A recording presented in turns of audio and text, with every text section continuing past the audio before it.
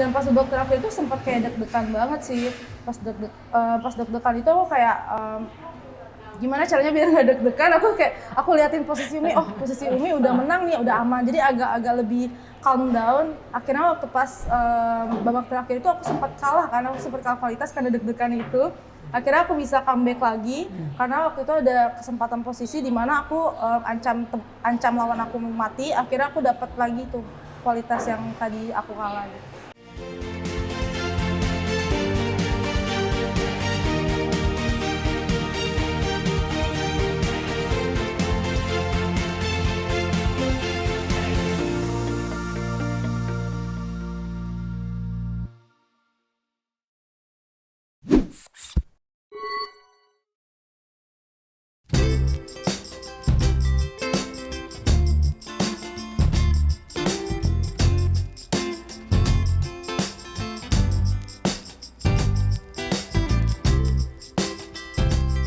Halo Scorer, jumpa lagi dalam konten eksklusif dari Skor Indonesia. Kali ini kita akan melakukan wawancara eksklusif bersama seorang pecatur yang meraih emas di SEA Games yang baru saja usai pada bulan Mei kemarin. Dan siapa dia? Dan dia adalah tentu saja pecatur kita, Medina Wardah Aulia. Hai Medina. Halo Kak. Apa kabar? Baik Kak. Baik sekali, sebelumnya kita bakal ngobrol-ngobrol banyak. Kamu siap-siap aku kulik-kulik ya pastinya. Siap, Kak. Oke, dan pastinya konten ini dipersembahkan oleh Gojek, pasti ada jalan. Nah, Medina, kamu kan dapat emas kemarin di SEA Games. Nah, sebenarnya apa sih hal yang paling menarik ketika kamu mengikuti SEA Games kemarin di Vietnam? SEA Games kemarin itu menariknya, jadi kalau misalkan dicatur kan biasanya tuh rata-rata sistemnya sistem Swiss. Sistem Swiss itu biasanya 9 babak, terus nanti kita dihitung poinnya dan rata-rata SB-nya dan juga PS-nya. Tapi kemarin karena kalau aku ya, karena aku main di bergu dan itu cuma ada 6 bergu yang mengirim. Jadi kita cuma main 5 babak aja. Jadi 5 babak itu benar-benar kayak ketat banget. Jadi kalau misalnya kita kalah sekali, itu benar-benar peluang emasnya tuh rendah lah Pak. Jadi rendah banget. Dan waktu itu tuh biasanya kalau main bergu kan, jadi misalkan kita main 2 papan nih, terus misalkan kita menang 1,5, berarti kita menang lah gitu. Dianggapnya di hitungannya itu jadi match poinnya gitu. Tapi karena kemarin di Vietnam mereka bikin aturan sendiri, dimana kalau paling utama itu victory point. Jadi walaupun teman kita menang, kita juga tetap harus menang. Jadi hitungnya tuh kemenangan per individunya gitu. Terus hal menarik lainnya sih kemarin sempat ada tantangan sih waktu pas di Vietnam kemarin, karena pas di kemarin SEA Games Vietnam itu sempat diare. Sempat diare karena nggak cocok sama seafood makanannya. Oh, oke. Itu pas ngadepin hal itu kan di luar ekspektasi kita ya, kamu diare itu antisipasi paling cepat tuh apa waktu itu? Waktu itu langsung ke dokter tim Indonesia, terus dikasih obat dan dikasih tahu nggak boleh makan seafood gitu. Karena memang sebenarnya makanannya tuh banyak pilihan makanannya. Cuman kebanyakan makanannya emang nggak bisa aku makan gitu.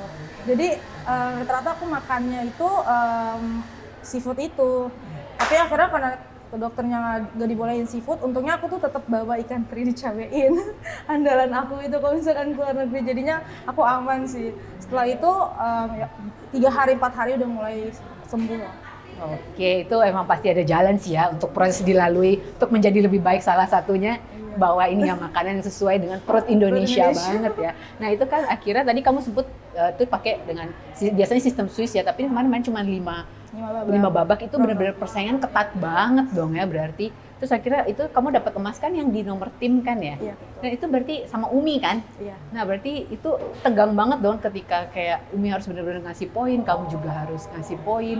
Nah itu untuk menghadapi, biasa kan kalau main sendiri itu lebih gampang karena ngurusin diri. Ketika main berdua itu apakah ada trik-trik khusus nggak sih? Ketika berbeda main di tim catur dan ketika kamu main individu, apa yang harus dilakukan? Jadi kalau individu kan kita fokus ke diri kita ya. Waktu pas main bergu kita juga harus lihat juga nih posisi teman kita tuh seperti apa. Jadi waktu pas kemarin juga pas babak kedua itu kebetulan udah ketemu Vietnam. Jadi pas ketemu Vietnam ini kayak udah penentuan nih siapa emasnya gitu. Karena memang secara rating dan secara gelar pun paling tinggi itu Vietnam, kedua Indonesia gitu. Dan pas lawan Vietnam itu posisi aku sebenarnya draw Kak. Terus lawan aku tuh udah nawarin draw. Tapi aku lihat posisinya Umi itu masih rame. Jadi pas aku lihat posisinya Umi masih rame, aku tuh nggak berani ambil draw dulu. Jadi aku tetap terusin karena emang di situ aku unggul tipis lah gitu. Akhirnya aku terusin dan akhirnya malah aku posisinya unggul banget. Dan pas aku menang, ternyata Umi malah draw gitu. Jadi pas banget lah momennya gitu. Pas aku menang, Umi draw. Dan pas babak terakhir itu kan juga penentuan ya lawan Thailand. Kita tuh harus menang 1,5 minimal gitu. Pokoknya kita harus menang 1,5 gitu.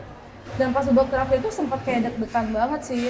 Pas deg-degan itu aku kayak gimana caranya biar nggak deg-degan. Aku liatin posisi Umi. Oh, posisi Umi udah menang nih, udah aman. Jadi agak lebih calm down. Akhirnya waktu pas babak terakhir itu aku sempat kalah karena aku sempat kalah kualitas karena deg-degan itu.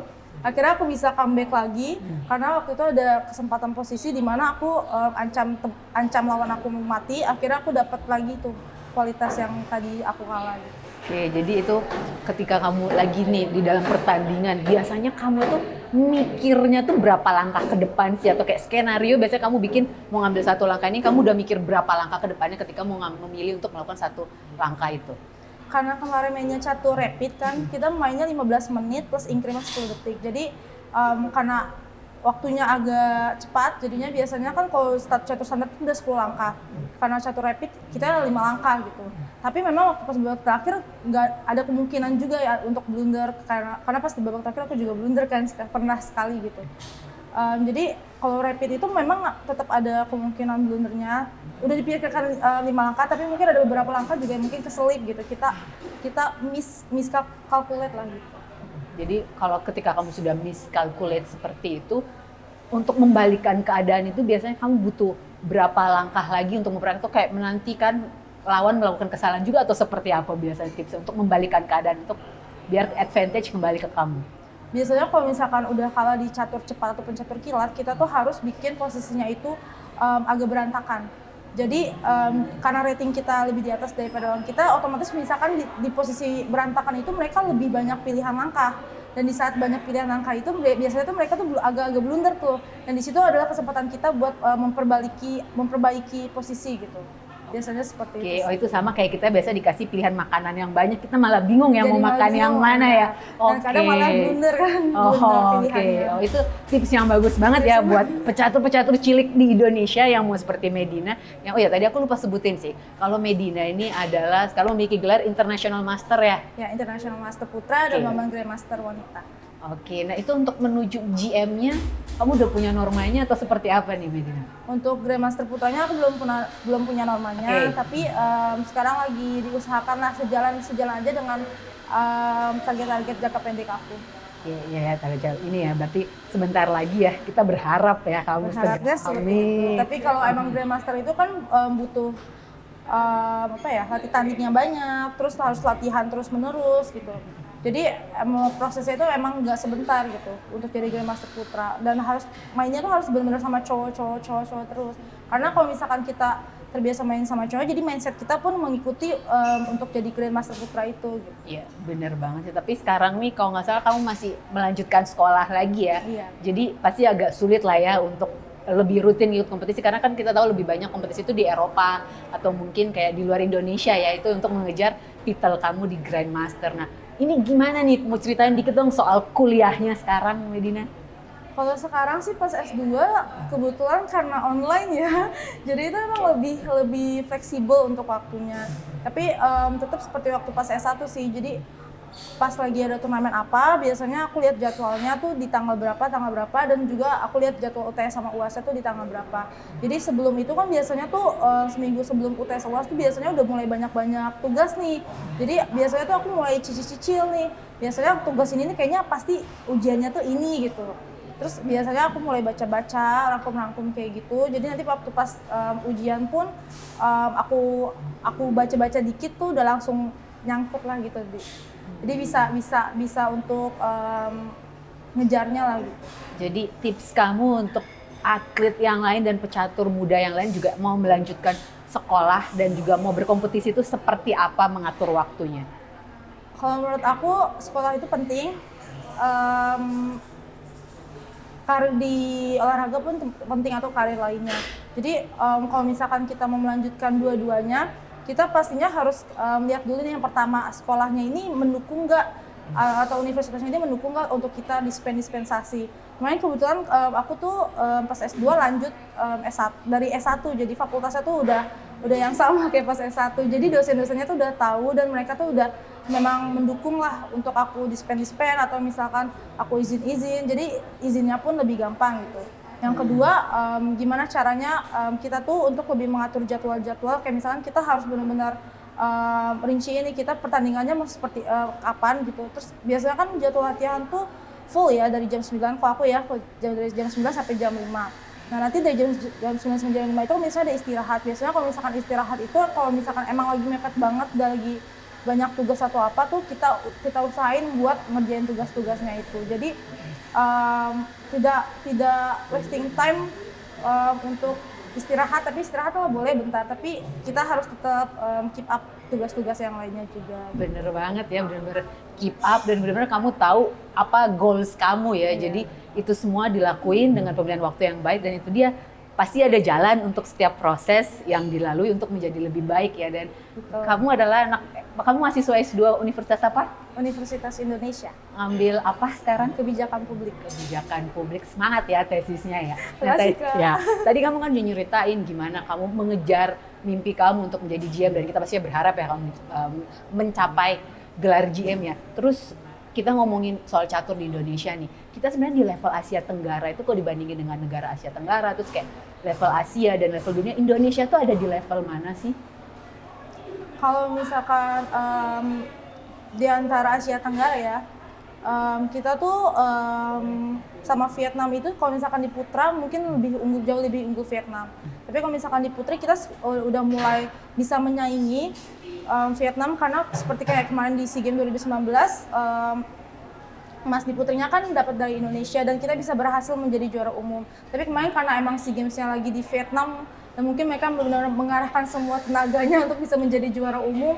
Jadinya yang mungkin kita harus berbesar hati lah buat mereka untuk juara umum. Tapi kalau misalkan dilihat dari emasnya pun kita dari 2011 itu kan kita dapat 1 emas ya. Pas 2013 itu kita dapat 5 emas. Karena emang kategorinya lebih banyak. Pas 2019 kita ada 4 kategori dan kita berhasil menjadi juara umum. Dan kemarin juga kita menjadi juara umum yang kedua. Itu menurut aku udah lumayan banget di tingkat Asia Tenggara. Artinya kita nggak kalah banget lah sama Vietnam. Karena kita masih bisa bersaing di putrinya gitu. Dan putranya walaupun agak kalah jauh karena mereka kan punya Lee Kuan Lim ya. Lee Kuan Lim itu pecatur kelas dunia yang benar-benar top 10 dunia. Jadi ya kita harus berusaha hati di situ gitu. Dan kalau misalkan di Asia sih kemarin-kemarin tuh kita ikut Asian Indoor Games ya. Kita ikut Asian Indoor Games dan alhamdulillah tuh Indonesia itu catur selalu dapat medali. Jadi waktu pas 2013 kalau nggak salah, aku ikut Asian Indoor Games itu dapat perunggu. 2017 naik jadi perak. Jadi di tingkat Asia pun kita masih diperhitungkan lah gitu. Dan kalau misalkan di tingkat dunia waktu pas Olimpiade 2012 tuh kita berhasil mendapatkan emas di kategori C gitu. Jadi Indonesia termasuk yang diperhitungkan lah gitu. Oke, berarti ini tinggal bagaimana kita maintenance ya ke depannya untuk melanjutkan kita punya lagi GMW muda yang seperti waktu kamu dulu dan Kak Iren ya. Kita masih mengharap ada yang lain, terus bagaimana juga GM lagi di Indonesia bisa bersaing di level dunia pasti. Dan kita tahu bahwa kalau kita melihat negara tetangga yang tadi Vietnam, tadi gimana kita bisa bersaing, terus kayak Cina juga punya banyak pemain bagus-bagus ya.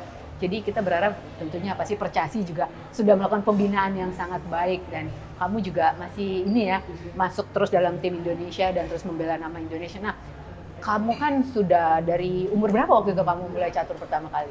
Udah dari umur 9 tahun. 9 tahun kan, sekarang kamu hampir 25 tahun kan, itu udah lama banget. Nah, apakah kamu masih sering membaca buku-buku soal teknik catur, soal bagaimana pembukaan ini tuh sampai sekarang apakah kamu masih sering membaca dan seberapa rutin kamu membaca buku untuk menambah pengetahuan kamu soal catur? Kalau untuk baca buku dan opening itu untuk pecatur itu sesuatu yang wajib. Karena di catur itu ilmu itu terus berkembang.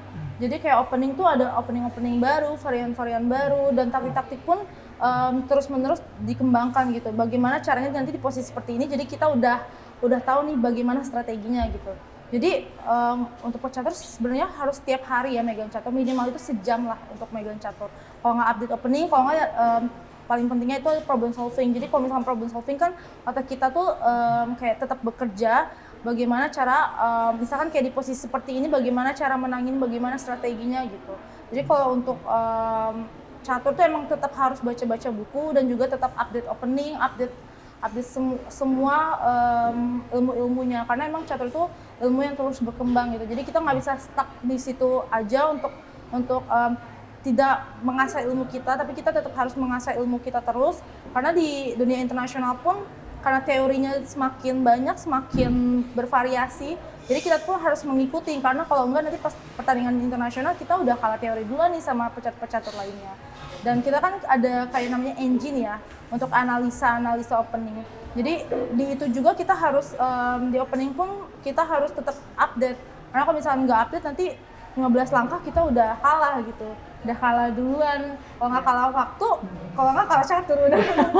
Jadi susah kalau kita nggak update ilmu gitu. Bener ya, jadi mungkin kan orang-orang kan sering beropini kayak catur gampang ini, padahal itu tidak segampang itu. Tidak segampang. Tadi kamu sebutin harus mikirin skenario 10 langkah ke depan, dan kalau kayak lawan menawarkan draw atau dia menawarkan berantakan, itu pilihannya akan semakin besar ya. Dan bagaimana akhirnya catur ini tuh memengaruhi kehidupan kamu sehari-hari, ada efeknya nggak? Ada banget sih. Jadi setiap langkah catur kan kita harus mikirin nanti langkah ke depannya seperti apa, terus konsekuensinya seperti apa. Itu pengaruh banget di kehidupan sehari-hari aku. Karena jadi setiap aku kayak ngelakuin sesuatu tuh aku kayak langsung mikir, nanti tuh dampaknya kayak gimana ya. Terus misalkan kalau ada masalah apa, alternatifnya tuh gimana. Terus kalau misalkan nanti pakai alternatif ini tuh kita apa ya? Nanti pokoknya resikonya sih tuh seperti apa gitu. Dan kebetulan tuh di subjek aku kuliah pun sama seperti itu, karena kan kebijakan publik juga harus gituin dampak untuk masyarakatnya apa segala.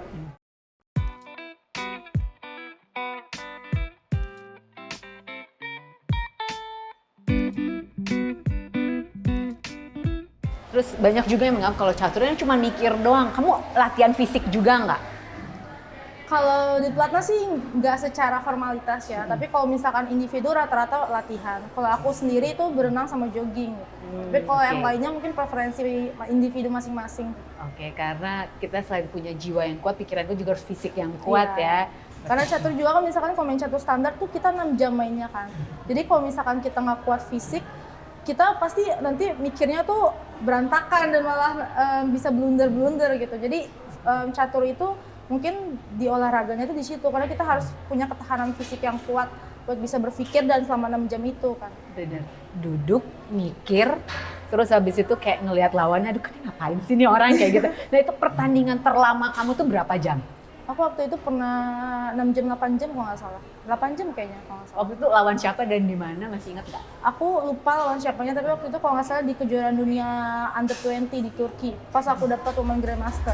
Oh oke. Oh ya itu berarti bener-bener kayak terbayar banget ya. Terbayar lama, banget. terus akhirnya dapat gelar akhirnya ya. Iya. Nah itu kalau untuk catur standar ya, tercepat kamu berapa jam? Tercepat kalau internasional mungkin 1,5 jam, 2 jam itu udah cepet banget, udah termasuk cepet banget. Cepet banget. Pernah tapi kan itu 1,5 jam. Pernah. Tapi itu udah termasuk cepet banget. Jadi kalau misalkan kita kelar 1,5 jam itu pasti standar tuh kayak orang-orang kayak, wah ini cepet banget ini. Gitu. Pasti orang-orang pas jalan ngeliatin penasaran kayak gimana caturnya gitu. Biasanya tuh kalau kayak gitu ya, lawannya kalah opening gitu. Jadi udah kena kombi-kombi, jadinya bisa cepat menangnya. Oke, tapi itu jarang banget pasti ya? Ya jarang, tapi kalau kita lawan yang ratingnya di bawah kita mungkin itu ada kemungkinannya gitu. Ada kemungkinannya, oke. Terus kalau bisa milih nih, kamu lebih suka rapid, blitz atau standar? Kalau aku sebenarnya lebih suka rapid sih. Suka rapid sih. Soalnya kalau standar itu kecepatan, kalau blitz itu terlalu cepat kan. Tapi waktu pas kemarin sih memang aku dimaininnya kan di rapid ya, jadi itu emang udah pas lah sama yang aku suka gitu. Karena kalau standar agak kelamaan aku, walaupun sebenarnya kalau pas standar pun hasilnya pas di tryout kemarin selalu bagus sih, selalu paling bagus. Jadi kayak yaudah yang mana aja aku main gitu. Aku siap. Benar. Dan kamu kan udah karirnya udah lama banget ya, dari kamu 9 tahun sekarang menjadi salah satu pecatur terbaik di Indonesia. Bagaimana menurut kamu sepanjang karir kamu ini untuk dukungan dari pemerintah? Dukungan dari pemerintah pusat ya? Ya, pastinya. Kalau dari pemerintah pusat sih untuk catur dan aku sendiri biasanya tuh kalau misalkan ada SEA Games saja sih, SEA Games atau misalkan kayak ada Asian Indoor Games. Jadi kalau misalkan ada SEA Games tuh biasanya kita ada pelatnas dan di situ tuh bantuan dari pemerintah pusatnya di situ. Selebihnya mungkin melalui percasi tapi aku nggak tahu kan apa aja gitu. Sama mungkin ya bonus-bonus gitu kalau misalkan dapat medali di ajang multi event ya. Kalau beasiswa gitu aku biasanya dapetnya dari provinsi sih. Oke, ya. Berarti sebenarnya juga dukungan untuk catur itu udah besar banget ya. Berarti kalau kamu punya pesan nggak sih untuk adik-adik, meskipun kamu juga masih muda aku tahu gitu kan, pesan untuk pecatur-pecatur cilik yang mau seperti kamu, apa yang harus mereka lakukan dan mungkin kamu bisa memotivasi mereka untuk mereka terus melakukan apa yang mereka sukai yaitu catur. Pesan dari kamu pasti akan terasa berbeda dong, mau dong Medina? Pesan dari aku apapun yang kalian inginkan, apapun impian kalian tuh kalian harus ulet lah dalam bidang itu dan usaha harus maksimal, tapi jangan lupa juga sama doa karena doa sama usaha itu udah yang paling luar biasa kekuatannya dan aku yakin kalau misalkan kita usaha dan kita dibarengi doa pasti selalu ada jalan lah dari Allah atau Tuhan. Amin, ya benar banget sih. Jadi kayak semua yang kita usahain jangan lupa pasti berdoa. Karena manusia hanya bisa berencana, Tuhan yang menentukan ya. Betul. Tapi pastinya juga kalau kayak peribahasa zaman dulu pasti Dewi Fortuna memberikan kebaikan kepada yang berjuang paling ulet ya. Suka banget. Jadi ini seru banget Medina dan terima kasih dan Scorer itu seru banget bincang-bincangnya dengan Medina dan kita juga pasti semuanya terinspirasi dan bagi pecatur-pecatur cilik di luar sana terus kejar mimpimu. Dan inilah ujung dari konten wawancara kita hari ini. Dan saya Aprila Wulansari pamit dan bersama Medina juga pamit. Dan konten ini dipersembahkan oleh Gojek, pasti ada jalan. Bye-bye!